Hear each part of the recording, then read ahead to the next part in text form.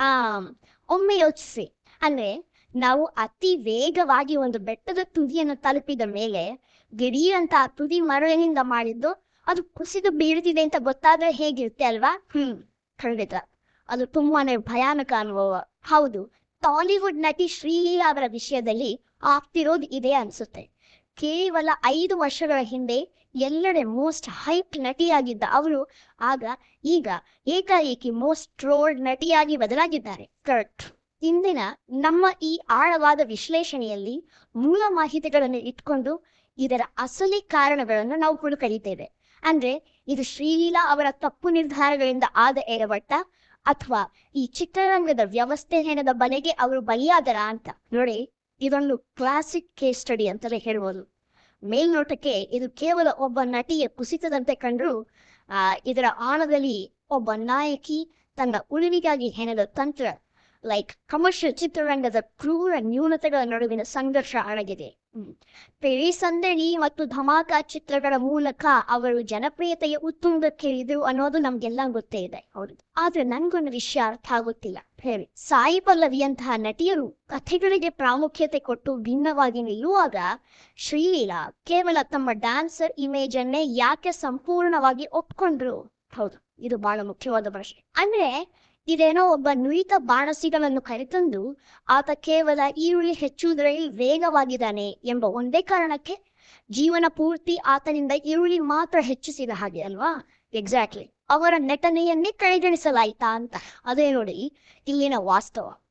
ಟಾಲಿವುಡ್ನ ಬಹಳಷ್ಟು ಕಮರ್ಷಿಯಲ್ ಸಿನಿಮಾಗಳಲ್ಲಿ ಆ ನಾಯಕಿಯರಿಗೆ ಕೇವಲ ಫ್ಲವರ್ ಪಾಟ್ ಪಾತ್ರಗಳು, ಅಂದ್ರೆ ಕೇವಲ ಗ್ಲಾಮರ್ ಮತ್ತು ಡ್ಯಾನ್ಸ್ ಮಾತ್ರ ಸಾಕು ಎಂಬ ಒಂದು ಅಲಿಖಿತ ನಿಯಮವಿದೆ.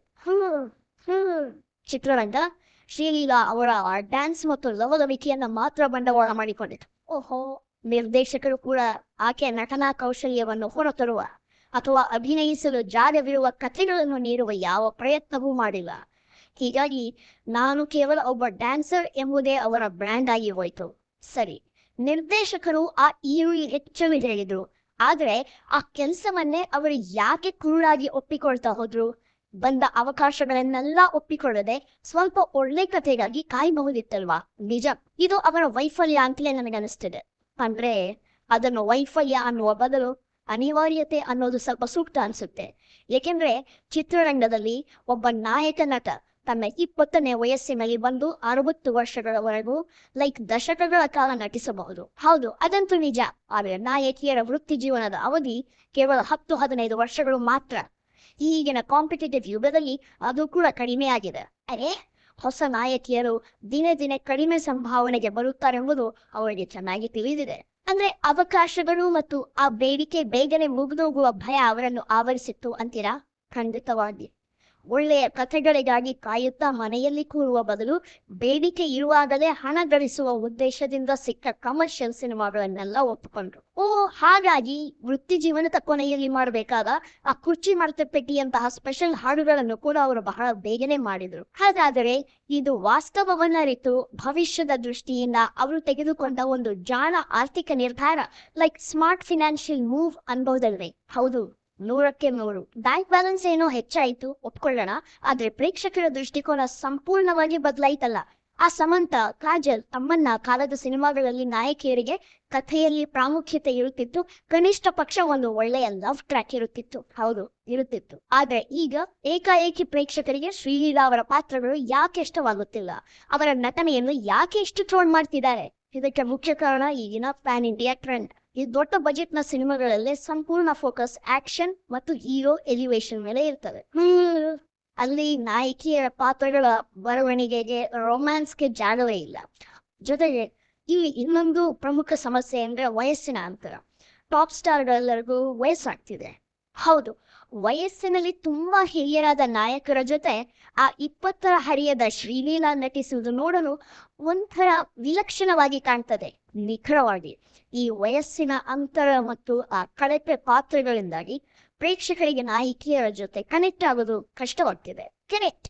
ಈಗ ಅವರು ಬಾಲಿವುಡ್ನ ವರುಣ್ ಧವನ್ ಚಿತ್ರ ಮತ್ತು ತಮಿಳು ಚಿತ್ರರಂಗಕ್ಕೆ ಹೊಸ ಮುಖವಾಗಿ ಕಡಿಮೆ ಸಂಭಾವನೆಗೆ ಹೋಗ್ತಿದ್ದಾರೆ ಅಂದ್ರೆ ಅದು ಕೇವಲ ಆರ್ಥಿಕ ಕಾರಣಗಳಿಗಾಗಿ ಮಾತ್ರ ಅಲ್ಲ. ಓಕೆ, ಅದೊಂದು ಸ್ಟ್ರಾಟಜಿಕ್ ರೀಸೆಟ್, ಅಂದ್ರೆ ತಮ್ಮ ಇಮೇಜ್ ಅನ್ನು ಬದಲಾಯಿಸಿಕೊಳ್ಳುವ ಪ್ರಯತ್ನ ಅದು.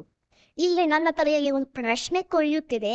ಆ ಪ್ರೇಕ್ಷಕರು ಯಾವಾಗಲೂ ನಟಿಯರ ನಟನೆ ಸರಿಯಿಲ್ಲ ಅಂತ ಸುಲಭವಾಗಿ ಟ್ರೋಲ್ ಮಾಡ್ತಾರೆ.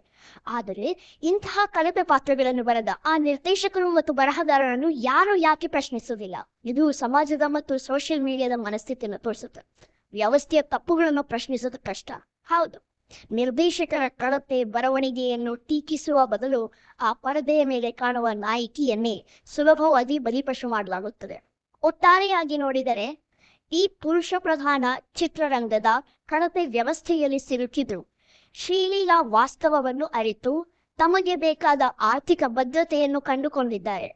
ಈಗ ಸಿನಿಮಾಗಳ ಸಂಖ್ಯೆಯನ್ನು ಕಡಿಮೆ ಮಾಡಿ ಅಭಿನಯಕ್ಕೆ ಜಾಗವಿರುವ ಕಥೆಗಳತ್ತ ಗಮನ ಹರಿಸುವುದು ಮಾತ್ರ ಅವರ ಮುಂದಿರುವ ದಾರಿ. ನಿಜ, ಕಮರ್ಷಿಯಲ್ ಆಟದಲ್ಲಿ ಅವಳು ಗೆದ್ದಿದ್ದರೆ ಇನ್ನು ಆ ನಟನೆಯ ಕಡೆ ಗಮನ ಹರಿಸಬೇಕಿದೆ ಅಷ್ಟೇ. ಖಂಡಿತ. ಆ ಬೆಟ್ಟದ ತುದಿಯ ಮರಳಿನ ಮಾತೆಗೆ ಮರಳುವುದಾದರೆ ಕೊನೆಯದಾಗಿ ಯೋಚಿಸಲು ಒಂದು ವಿಷಯ. ಒಂದು ವೇಳೆ ಚಿತ್ರರಂಗದಲ್ಲಿ ಪುರುಷರಂತೆ ಮಹಿಳೆಯರಿಗೂ 60 ವರ್ಷಗಳವರೆಗೆ ನಟಿಸುವ ಸಮಾನ ಅವಕಾಶ ಮತ್ತು ದೀರ್ಘಕಾಲಿಕ ವೃತ್ತಿ ಜೀವನ ಭದ್ರತೆ ಇದ್ದಿದ್ದರೆ ಶ್ರೀಲೀಲಾ ಅವರಂತಹ ಪ್ರತಿಭಾವಂತ ನಟಿಯರು ಆರಂಭದಲ್ಲಿಯೇ ಇಂತಹ ಕಳಪೆ ಗ್ಲಾಮರ್ ಪಾತ್ರಗಳನ್ನು ಒಪ್ಪಿಕೊಳ್ಳುತ್ತಿದ್ದರೆ? ಒಳ್ಳೆಯ ಪ್ರಶ್ನೆ. ಕೇವಲ ಹಣಕ್ಕಾಗಿ ಹೀಗೆ ಕಾಂಪ್ರಮೈಸ್ ಆಗುವ ಪರಿಸ್ಥಿತಿ ಅವರಿಗೆ ಬರುತ್ತಿತ್ತೇ? ಯೋಚಿಸಿ.